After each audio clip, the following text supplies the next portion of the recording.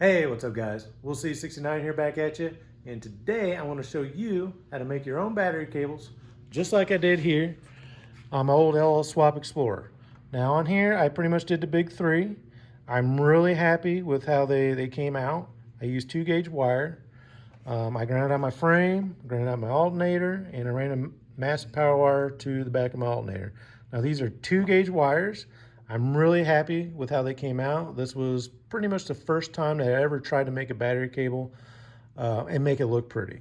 So with that said, let's go ahead and start making one. All right, guys, so for supplies, you're gonna need to get yourself some cable, some heat shrink tube,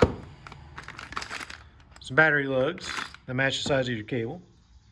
And then for tools, you're gonna need a crimper, razor blade, possibly a marker, some good cable cutters. This comes in real handy, a heat gun. Wish I would have bought one of those a long time ago because I love that thing. And then a hammer, which is also optional. All right, guys, so that's all you really need, so let's get started. All right, guys, so the first thing you're gonna wanna do is take your cable. Now I use this stuff right here, this Windy Nation welding / battery cable. This is really good stuff. I picked this up off Amazon.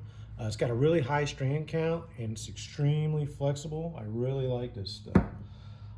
So once you trim it down to size, you use yourself some cable cutters just like this. This makes it a whole lot easier. You're just gonna cuts it, nice clean cut like that. So once you got your cable cut, you can go ahead and trim off a little bit of the insulation. You just kind of line it up like that. And yeah, it's about a ½ inch or so. And what I typically do is I just kind of roll the cable with the razor blade to trim this insulation off. You can feel it when it hits the wire.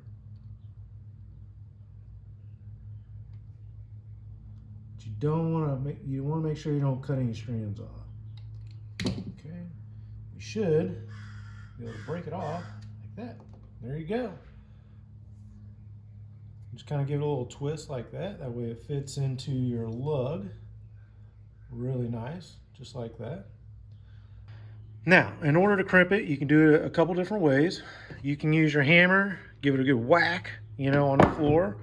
I've seen some people, they'll put it in their vise, just like this.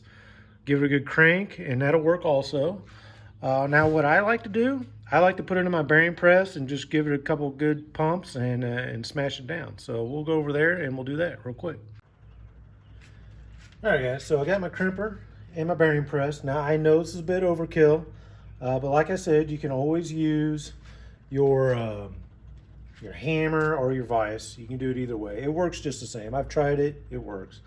This is just a little easier. So once you have it in place, now when you do this, make sure you got your lug nice and flat like that. Just like that. Put it in there, and then you just stick that guy right into the cable. Gonna give this a few pumps. Doesn't take much. You'll feel it when it bonds out. It'll get really tight. There we go. That's tight enough. It ain't coming off. Leave the pressure. And there we go. Look at that. That is a nice crimp, guys. And that is not coming off. So now, all we got to do is put a little heat shrink tube on it. Okay guys, so now we got both ends of our little tiny cable here crimped. As you can see, it came out really good. That is a nice crimp on there. Look at that. That is absolutely beautiful. And there's really no reason to solder these on. A crimp connection is every bit as good as a solder connection, in my opinion. And besides that, it's just for a car. We're not building a rocket here. So with that said, we are good to go to put some heat shrink on. Okay guys, so you'll need to get your heat shrink out, and you'll just need to cut off just a couple inches. I forgot to mention, you'll need a pair of scissors for this. You should cut about that much off. You can cut more and cut less. It doesn't matter. It's up to you, your preference. All right, got that cut. This is really good stuff too. I know it looks really big, but it shrinks a lot. Okay guys, so to put the heat shrink tube on, what you want to do, just kind of open that up like that. And what's nice about this stuff is it's flat, so it'll kind of hold on there just like that. Okay, and I come up to about the line of where the crimp starts. Okay, and then take your heat gun.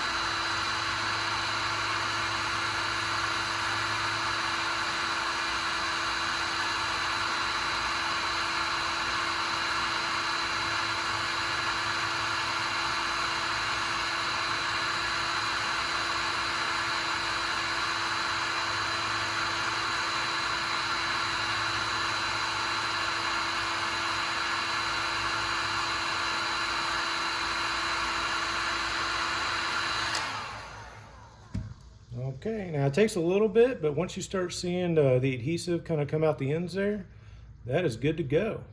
All right, so now I'm just going to do the other end real quick, and then we should be done.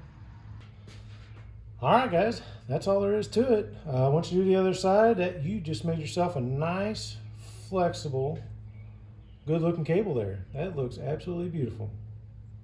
Okay, guys, now all these supplies and tools that I use are available on Amazon. I'll put links in the description below for those so you can get your own.